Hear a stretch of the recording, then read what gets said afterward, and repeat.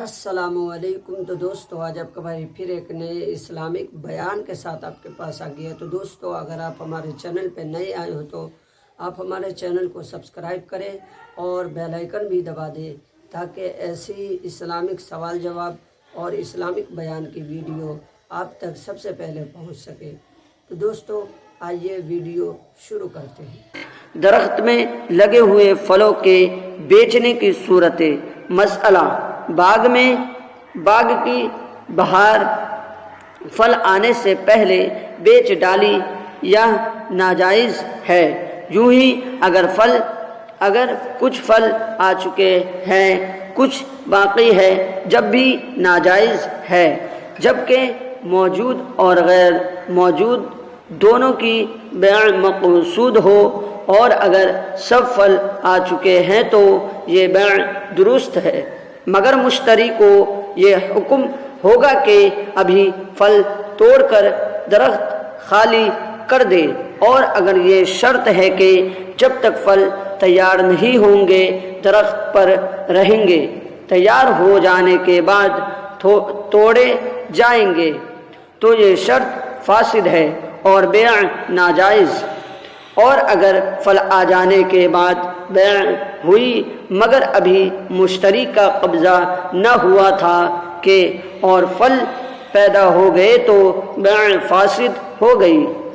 اس لیے کہ اب مبیع اور غیر مبیع میں امتیاز باقی نہ رہا، اور اگر قبضہ کے بعد دوسرے پھل پیدا ہوئے تو بیع پر اس کا کوئی اثر نہیں، لیکن چونکہ یہ نئے پھل بائع کے ہیں اور امتیاز ہے نہیں، لہذا بائع مشتری دونوں شریک ہیں۔ رہا یہ کہ کتنے پھل بائع کے ہیں اور کتنے مشتری کے، اس کو مشتری حلف سے جو کچھ کہہ دے وہ مان لیا جائے۔ مسئلہ: پھل خریدے نہ یہ شرط کی ابھی توڑ لے گا، اور نہ یہ کہ پکنے تک درخت پر رہیں گے، اور بعد عقد بائع نے درخت پر چھوڑنے کی اجازت دے دی تو یہ جائز ہے، اور اب پھلوں میں جو کچھ زیادتی ہوگی وہ مشتری کو حلال ہے، جبکہ درخت پر پھل چھوڑے رہنے کا عرف نہ ہو، کیونکہ اگر عرف ہو چکا ہو، جیسا کہ اس زمانہ میں عموماً ہندوستان میں یہی ہوتا ہے کہ یہاں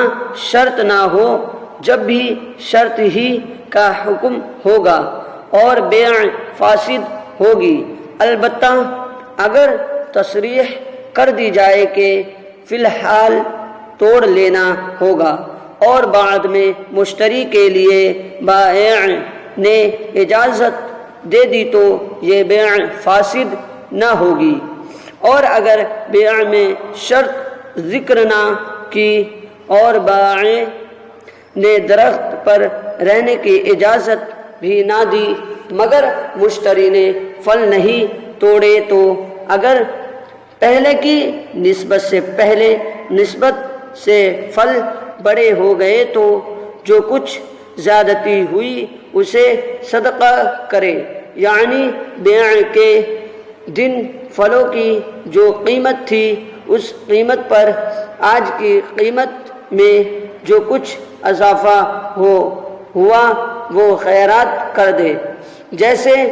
اس روز 10 روپیہ قیمت تھی اور آج ان کی قیمت 12 روپیے ہے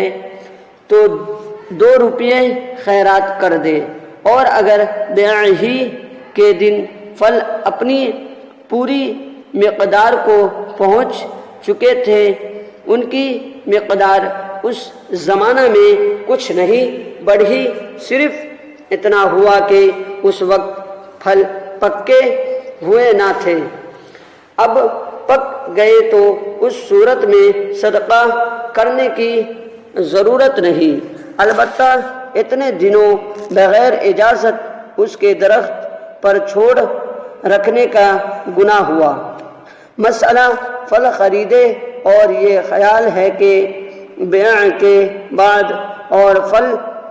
پیدا ہو جائیں گے یا درخت پر پھل رہنے میں پھل اور بڑے ہو جائیں گے، یہ زیادتی بلا اجازت بائع ناجائز ہوگی۔ لیکن یہ چاہتا ہے کہ کسی صورت سے جائز ہو جائے تو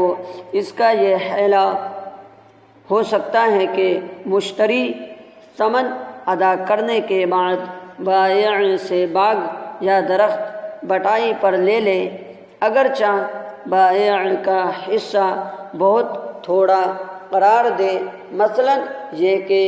جو کچھ اس میں ہوگا اس میں 999 حصے مشتری کے اور ایک حصہ بائع کا، تو اب جو نئے پھل پیدا ہوں گے یا جو کچھ زیادتی ہوگی بائع کا، وہ ہزاروں حصہ دے کر مشتری کے لیے جائز ہو جائے گی، مگر یہ حیلہ اسی وقت ہو سکتا ہے کہ درخت یا باغ نہ کسی یتیم کا ہو نہ وقف ہو، اور اگر بیگن، مرچیں، کھیرے، ککڑی وغیرہ خریدے ہو اور ان کے درختوں یا بیلوں میں آئے دن نئے پھل پیدا ہوں گے تو یہ کرے کہ درخت یا بیلیں بھی مشتری خرید لے کے اب جو نئے پھل پیدا ہوں گے وہ مشتری کے ہوں گے، اور اگر زراعت پلنے سے پہلے خریدی ہے تو یہ کرے کہ جتنے دنوں میں وہ تیار ہوگی اس کی مدت مقرر کر کے زمین اجارہ پر لے لے۔ تو دوستو ویڈیو اچھی لگی ہو تو لائک کرے، کومنٹ کرے، شیئر کرے، اور دوستو ایسی جانکاری میں آپ تک پہنچاتا رہتا ہوں، اس لیے آپ اپنا پیار محبت برسائے ہماری اس ویڈیو پہ۔ تو دوستو دین کی باتیں پھیلانا صدقہ جاریہ ہے، دعا کی درخواست ہے۔ السلام علیکم ورحمۃ اللہ وبرکاتہ۔